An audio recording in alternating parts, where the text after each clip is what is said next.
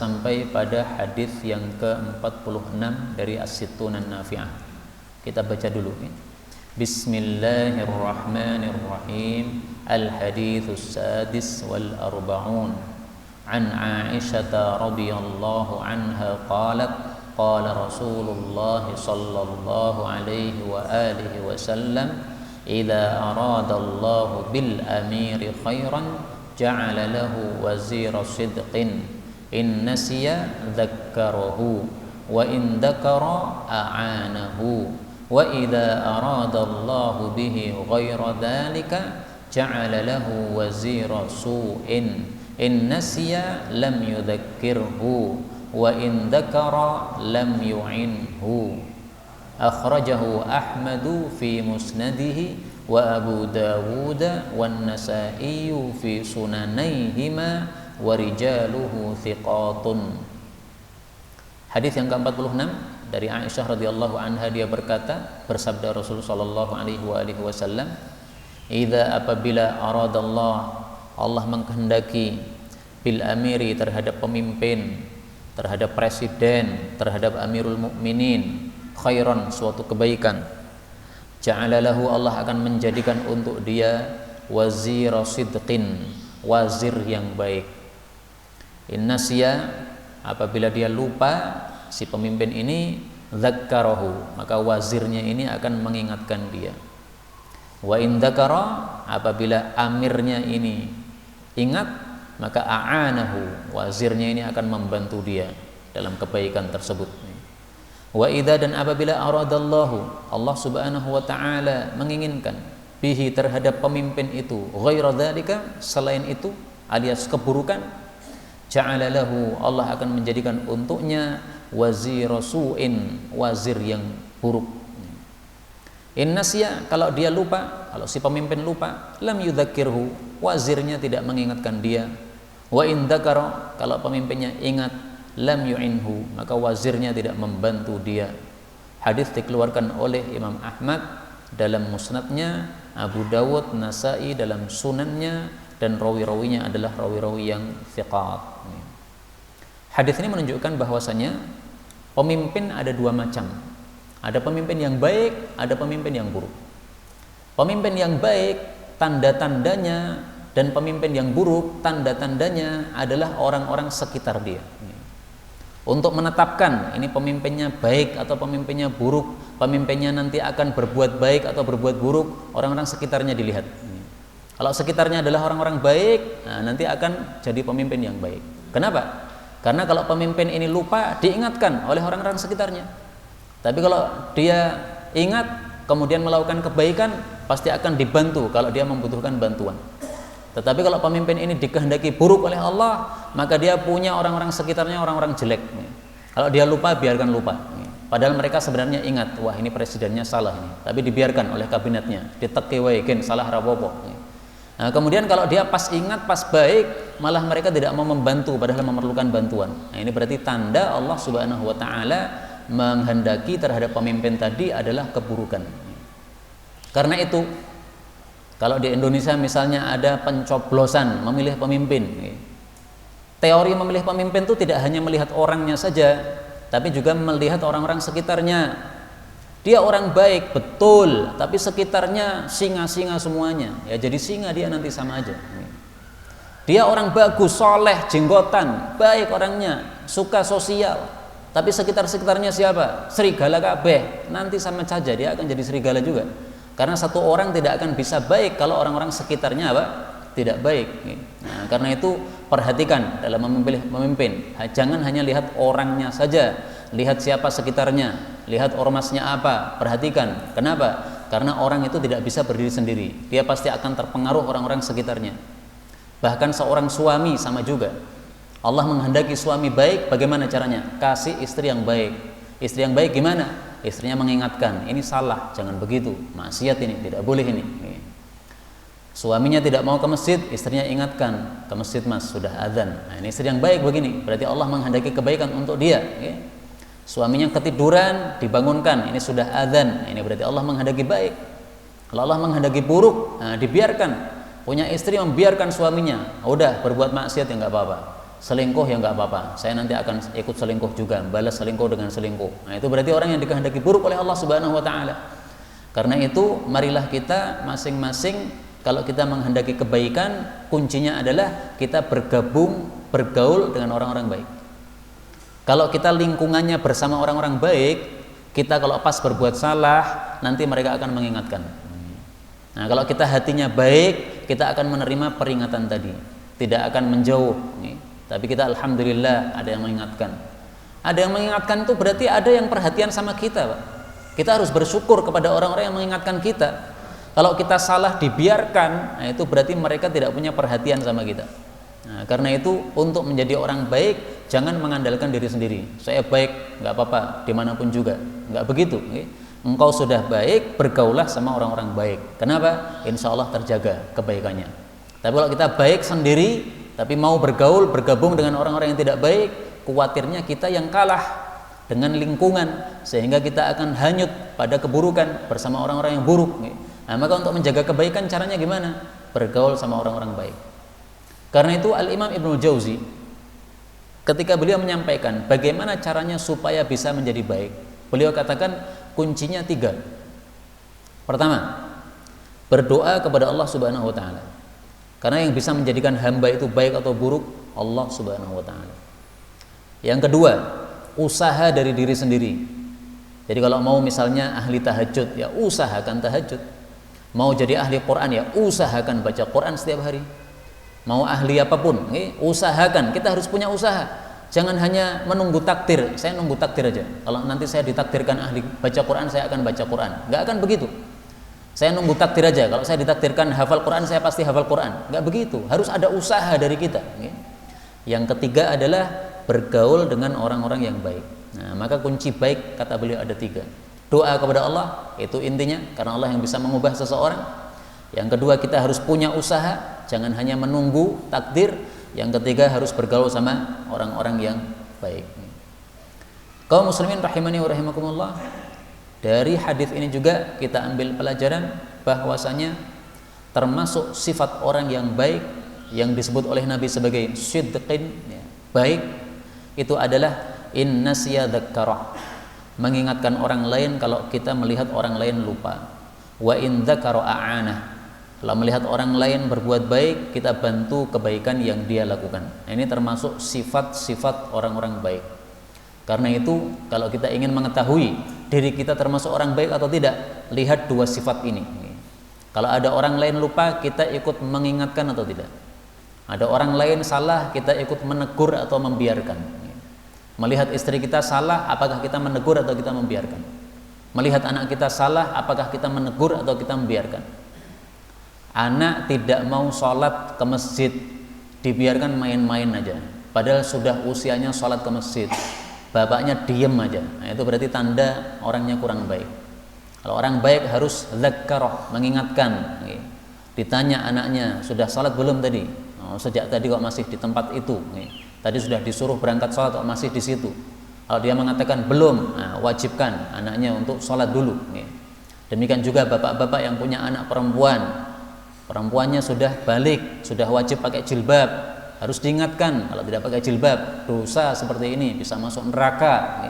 Nah, kalau kita ada sifat untuk mengingatkan orang, ini berarti kita tanda orang-orang baik. Wa in dzakara a'anahu, membantu orang dalam kebaikannya. Misalnya kalau anak kita melakukan satu kebaikan, kita puji, ini termasuk membantu seperti ini. Kita melihat anak kita membaca Quran, kita puji, alhamdulillah, nah, ini baik seperti ini, pahalamu banyak nak. Karena 1 huruf kamu baca, kamu dapat 10 pahala. Tapi kadang-kadang anak itu mikirnya kecepatan, Pak. Pernah saya bilang sama anak saya, ayo Zaidan ke masjid, pahalanya biar 27. Kalau kamu sholat di rumah, pahalamu cuma 1. Maka dia katakan, saya nggak mau ke masjid, Bi. Nah, kenapa? Pahalamu 1 tok. Saya bilang gitu. Dia bilang, enggak, pahalaku banyak. Karena saya meskipun sholat sendiri, tapi saya baca surat panjang. 1 huruf kan 10 kan, kata dia. Nah, kepintaran kecepatan nih mikir. Nah, tapi insya Allah anak-anak kita kalau orang-orang baik nanti lama-lama kalau usianya sudah dewasa, sudah matang, tidak akan pakai dalil seperti itu lagi. Insya Allah sudah mapan, tapi intinya adalah kita hendaklah punya sifat ini, membantu anak dalam berbuat baik.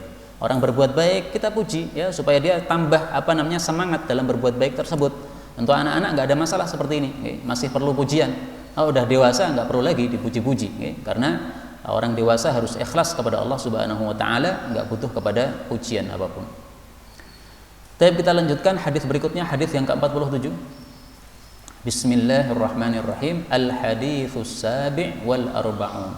An Abi Hurairah radhiyallahu anhu qala qala Rasulullah sallallahu alaihi wa alihi wasallam, idza kana umara'ukum khiyarakum wa aghniya'ukum sumaha'akum wa umurukum syura bainakum fadhahrul ardi khairul lakum min batniha wa idza kana umara'ukum shirarakum wa aghniya'ukum bukhala'akum wa umurukum ila nisa'ikum fabatnul ardi khairul lakum min dhahriha. Akhrajahu at-Tirmidzi fi Kitabil Fitani min sunanihi wa qala hadza haditsun gharibun.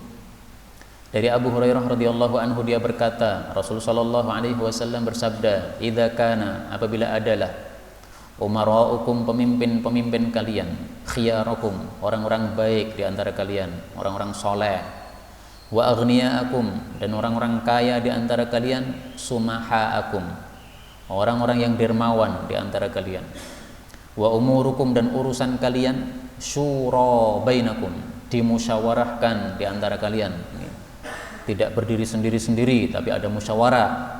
Fadhahrul ardi, maka muka bumi, khairul lakum, lebih baik bagi kalian, mim batniha, daripada perut bumi. Maksudnya hidup lebih baik daripada mati ya. Berjalan di atas muka bumi alias hidup lebih baik daripada berada dalam perut bumi alias mati dipendam. Tetapi sebaliknya, wa idza kana, dan jika adalah umara'ukum, pemimpin-pemimpin kalian, syirarakum, orang-orang buruk di antara kalian, orang yang zalim, yang tidak adil, yang sakarepe dhewe, wa aghniya'ukum, sementara orang-orang kaya di antara kalian adalah bukhala'akum, orang-orang pelit di antara kalian, wa umurukum, dan urusan-urusan kalian itu ila nisaikum, dipasrahkan kepada wanita-wanita kalian. Jadi suami kalah sama istrinya ya, istri yang ngatur suami, maka fabatnul ardi, maka perut bumi, khairul lakum, lebih baik bagi kalian, min dhahriha, daripada punggung bumi. Maksudnya mati lebih baik daripada hidup. Hadis dikeluarkan oleh Tirmidzi dalam kitab Fitan, dalam sunannya, dan dia mengatakan hadis ini adalah gharib. Ketahuilah kalau Imam Tirmidzi mengatakan hadis itu gharib, maksudnya hadis itu dhaif, dan memang di dalam sanadnya ada rawi bernama Saleh bin Bushair Al-Marri atau Al-Mirri ya. Beliau adalah seorang yang perawi yang dhaif. Maka hadis ini derajatnya apa? Dhaif. Tetapi meskipun hadis ini derajatnya dhaif, isinya 100% benar. Kalau memang pemimpin kita orang-orang baik, orang-orang kaya adalah orang-orang dermawan, sehingga bagi-bagi hartanya kepada orang-orang miskin, orang-orang yang membutuhkan. Begitu ada gempa, ada bencana, orang-orang kaya langsung kumpulkan duit, salurkan ke sana. Nah, itu lebih baik hidup daripada mati.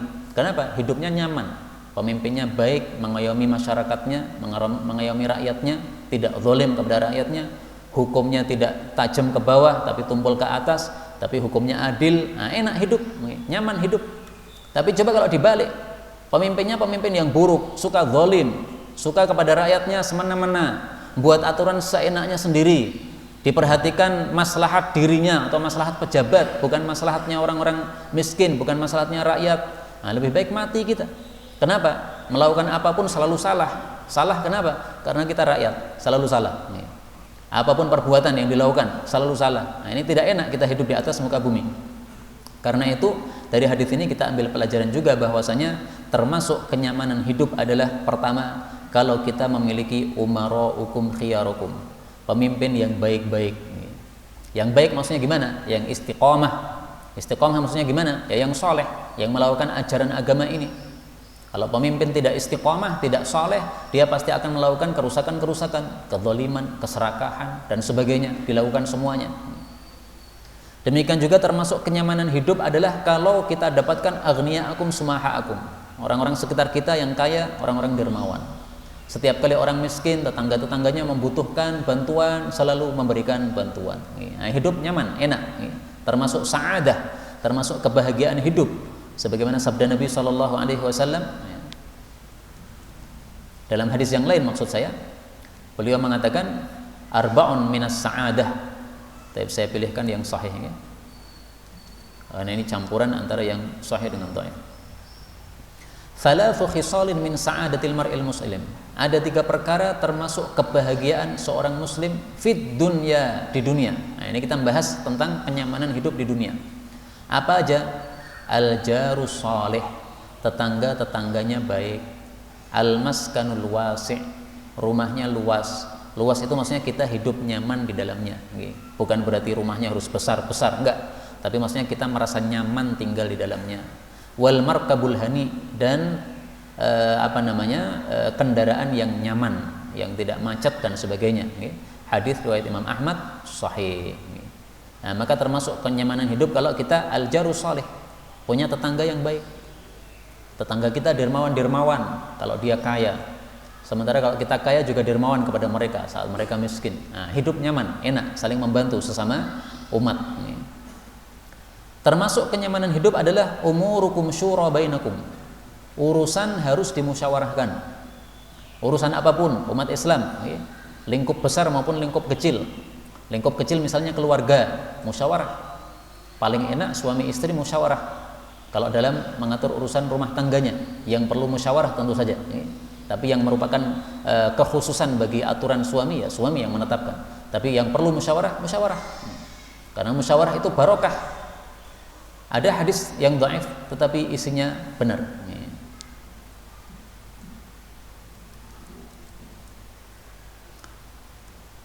Ma khaba man istakhar wala nadima man istashar. Tidak akan rugi orang yang melakukan istikharah, tidak akan menyesal orang yang musyawarah atau minta musyawarah kepada ahlinya. Wala ala man iktasab, dan tidak akan miskin orang yang ngirit. Hadis riwayat Tabarani, derajatnya dhaif tetapi isinya benar seperti ini. Nah, karena itu salah satu ciri-ciri umat Islam, sifatnya umat Islam adalah musyawarah di antara mereka. Allah menyebutkan dalam Al-Quran pada surah Asy-Syura ayat 38, walladzina istajabu li rabbihim wa aqamus shalah wa amruhum syura bainahum. Orang-orang beriman adalah orang-orang yang mengijabahi Allah, maksudnya taat kepada Allah, menegakkan salat, dan urusan mereka musyawarah di antara mereka. Lingkup lebih besar juga begitu, musyawarah. Misalnya masjid, ada takmirnya kan. Nah, takmir ini jangan semau gue berbuat sendiri karena dia sebagai ketuanya, enggak begitu. Ketua itu punya wakil. Nah, wakil-wakil masing-masingnya punya jabatan-jabatannya sendiri-sendiri, tugasnya masing-masing, dimusyawarahkan, tidak menetapkan aturan sendiri-sendiri. Bahkan perlu juga dalam suatu takmir ada kiainya di situ. Sehingga masalah-masalah yang ditetapkan tidak ada yang melanggar syar'i. Karena pernah saya lihat itu, masjid selalu aja dipikirkan masalah keindahannya, ditambahi lagi hiasannya, Nah, ini tanda nggak ada ulamanya di situ. Masalah pengajian nggak pernah dibahas, tidak ada pengajian di masjid tersebut. Adanya penambahan pernak-pernik masjid. Masjid dikasih hiasan-hiasan, nggak ada fungsinya hiasan-hiasan itu. Hiasannya masjid itu adalah amalannya. Pengajian, sholat jamaahnya ramai sampai shaf yang paling belakang. Nah, itu yang perlu dibahas. Kalau masalah pernak-pernik itu hanya tambahan saja. Kalau perlu ya ditambah, kalau tidak nggak usah. Nggak perlu dibahas-bahas masalah hiasan-hiasan masjid, nggak penting seperti itu. Yang penting adalah bagaimana memakmurkan masjid dengan amalan-amalan yang diridhai oleh Allah Subhanahu wa taala. Nah, itu akan terjadi apabila ada syura, ada musyawarah, sementara di antara mereka ada yang paham agama. Kita lanjutkan hadis berikutnya, hadis 48. Al-haditsu tsamin wal arba'un. An Abi Hurairah radhiyallahu anhu 'anil Nabi sallallahu alaihi wa alihi wasallam qala, innakum satahrisuna 'alal imarah wa satakunu nadamatan yaumal qiyamah fa ni'mal murdi'ah wa bi'satil fatimah akhrajahu al-Bukhari fi kitabil ahkami min sahihihi. Hadis yang ke-48 dari Abu Hurairah radhiyallahu anhu dari Nabi sallallahu alaihi wasallam bersabda, innakum sesungguhnya kalian satahrisun, kalian akan rakus alal imarah terhadap kepemimpinan, ya, pengen jadi pemimpin. Maka Nabi mengingatkan, wasatakunu, dan dia akan menjadi nadamatan, penyesalan yaumal qiyamati, nanti pada hari kiamat. Fa ni'mal murdi'ah, maka sebaik-baik pemberi susu, sebaik-baik penyusu. Wa bi'satil fatimah, dan seburuk-buruk penyapih. Hadis dikeluarkan oleh Imam Bukhari dalam kitab hukum dari kitab sahihnya. Hadis ini termasuk hadis mukjizat. Kenapa? Karena di masa Nabi, ketika Nabi menyampaikan hadis ini, para sahabat nggak ada yang rakus jadi pemimpin, nggak ada. Bahkan semuanya itu pengen lepas tangan, tidak mau jadi pemimpin. Abu Bakar As-Siddiq, ketika Nabi wafat, apakah dia mencalonkan diri, pilihlah saya orang yang paling bagus setelah Nabi? Nggak ada seperti itu. Abu Bakar As-Siddiq pegang dua tangannya sahabat Nabi. Ini ada Sayyidina Umar, ini ada satu lagi siapa? Abu Ubaidah atau siapa itu? Inilah pemimpin kalian, pilih salah satunya. Tetapi Umar bin Khattab mengatakan, engkaulah yang pantas untuk menjadi pemimpin. Akhirnya dibaiat oleh Sayyidina Umar, baru kemudian seluruh sahabat baiat kepada Sayyidina Abu Bakar. Jadi nggak ada sahabat Nabi yang pengen jadi pemimpin, nggak ada. Yang rakus pemimpin, nggak ada. Pada waktu Nabi bersabda ini, nggak ada.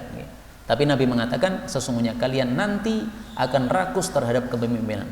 Artinya sekarang kalian tidak rakus terhadap kepemimpinan, tapi nanti suatu saat akan mengalami di mana kalian rakus terhadap kepemimpinan.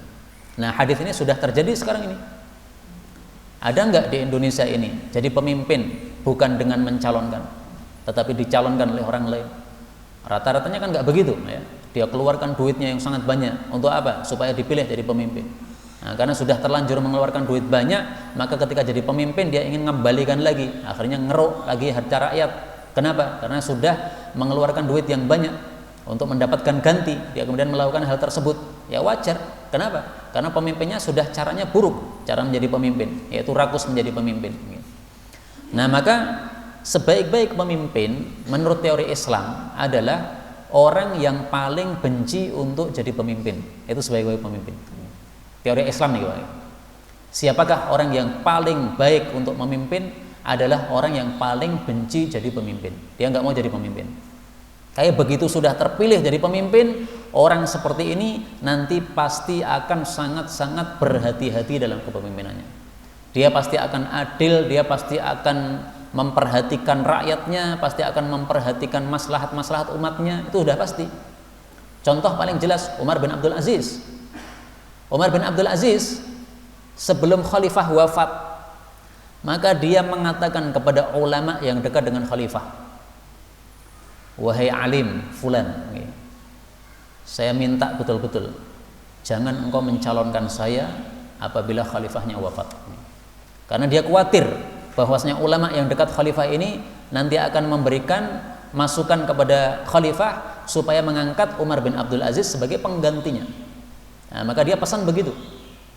Nah, maka ulama ini mengatakan, kamu itu ngomong begini nih, padahal tujuanmu kamu pengen jadi pemimpin nih. Tapi kamu tampakkan seolah-olah kamu nggak mau jadi pemimpin. Nah, dinasihati seperti itu. Tapi sebenarnya ulama ini sudah paham bahwasanya nanti memang dia akan mencalonkan Umar bin Abdul Aziz sebagai khalifah.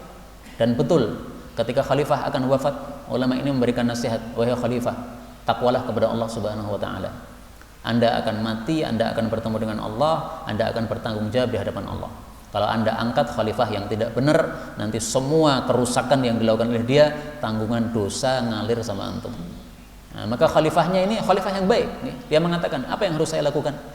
Maka ulama ini mengatakan, angkatlah Umar bin Abdul Aziz sebagai khalifah penggantimu. Baik, akhirnya ditulis wasiat, wasiat dari khalifah. Bahwasanya setelah saya meninggal, yang menjadi khalifah pengganti adalah Umar bin Abdul Aziz. Tertulis wasiatnya, ditandatangani, stempel, selesai. Nah, begitu khalifah wafat, maka wasiat dibacakan, Umar bin Abdul Aziz jadi khalifah. Langsung lemas hari itu, Pak. Nggak bisa jalan Umar bin Abdul Aziz. Kenapa? Dia sudah khawatir sejak sebelum jadi khalifah bahwasanya dia akan dipilih sebagai khalifah. Karena memang di lingkungan keluarga khalifah waktu itu rata-rata orangnya rusak-rusak. Pejabatnya rata-rata rusak. Satu-satunya yang paling bagus adalah Umar bin Abdul Aziz. Nah, maka pantas kalau dia khawatir dia yang disuruh untuk menjadi khalifah. Kenapa? Karena khalifah sebelumnya sangat dekat dengan ulama. Ulama ini selalu membersamai khalifah tadi. Dimanapun berada, memutuskan suatu masalah, pasti khalifah ini bersama ulama tersebut. Nah, dia khawatir kalau ulama ini memberikan masukan bahwasanya khalifah paling pantas Umar bin Abdul Aziz. Dan akhirnya betul-betul dipimpin oleh Khalifah bin Abdul Aziz, keadilan di seluruh negara terasa sekali. Sampai-sampai disebutkan bahwasanya tidak ada serigala mencari memangsa ayam misalnya, tidak ada lagi ular-ular yang kemudian memangsa manusia atau memadarati manusia, nggak ada. Kenapa? Semuanya sudah merasakan keadilan Umar bin Abdul Aziz, merasakan kenyang, semuanya kenyang. Nah, sehingga anak-anak kecil mainan ular nggak ada masalah. Kenapa? Ularnya tidak akan memberikan bisanya kepada anak kecil tersebut. Dia sudah nyaman hidup, sudah kenyang dia, nggak perlu lagi mengganggu kepada manusia. Subhanallah. Nah, ini seperti ini adalah karena berkahnya keadilan. Keadilan menyebabkan barokah dari Allah Subhanahu wa taala diturunkan dari langit kepada masyarakat yang dipimpin oleh orang yang adil. Nah, maka dalam Islam teori kepemimpinan adalah pemimpin yang paling bagus adalah orang yang paling tidak senang jadi pemimpin. Berarti bisa dibuat kaidah sebaliknya. Pemimpin paling jelek adalah pemimpin yang pengen jadi pemimpin. Maka sekarang ini bisa dikatakan nggak ada pemimpin baik, nggak ada. Kenapa? Semuanya pengen jadi pemimpin, mencalonkan diri. Berarti dia tidak baik. Ini teori Islam ya. Kalau mau memprotes, jangan protes saya, proteslah hadis-hadis atau dalil-dalil yang menunjukkan kepada hal tersebut. Nah, Rasulullah mengatakan akan menjadi penyesalan pemimpin itu nanti pada hari kiamat. Maksudnya akan menyesal kalau dia tidak menegakkan kepemimpinan dengan seadil-adilnya. Kalau adil ya tidak menyesal, bahkan dia akan mendapatkan kemuliaan-kemuliaan yang banyak dari Allah Subhanahu wa taala. Tapi maksudnya rata-rata orang tidak bisa adil, tidak bisa menegakkan kepemimpinan secara benar, akhirnya dia menyesal pada hari kiamat. Maka Nabi katakan fani'mal murdi'ah, seolah-olah seperti pemberi susu atau ibu yang menyusui yang paling baik, tetapi nanti kalau sudah disapih sejelek-jelek penyapih. Maksudnya gimana? Selama menjadi pemimpin, harta dunia melimpah ruah untuk dia. Dia mendapatkan kenikmatan, di mana-mana dihormati orang, di mana-mana duitnya banyak, di mana-mana menunggang kuda yang paling mewah. Kalau sekarang ya menunggang mobil yang paling mewah, yang paling mahal harganya. Tapi begitu sudah selesai jadi dari jabatannya, maka tersisa dosa-dosanya aja. Kenapa? Berbuat dolim di sana sini, numpuk dosa sama dia. Nah, maka seolah-olah seburuk-buruk penyapih, artinya tinggal keburukannya yang didapatkan, tidak ada sama sekali kebaikan yang didapatkan dari kepemimpinan tersebut. Na'udzubillahi min syarri dzalik. Karena itu kaum muslimin, jangan sekali-kali kita rakus untuk menjadi pemimpin. Jangan sekali-kali kita membayangkan, memikirkan atau kita menginginkan, mengangan-angankan untuk jadi pemimpin. Itu bukan sesuatu sifat yang baik. Orang yang baik adalah orang yang sangat benci untuk menjadi pemimpin, tapi begitu sudah diangkat jadi pemimpin, dia pasti akan menjadi orang terbaik di dalam kepemimpinannya. Wallahu a'lam bishawab, walhamdulillahi rabbil alamin.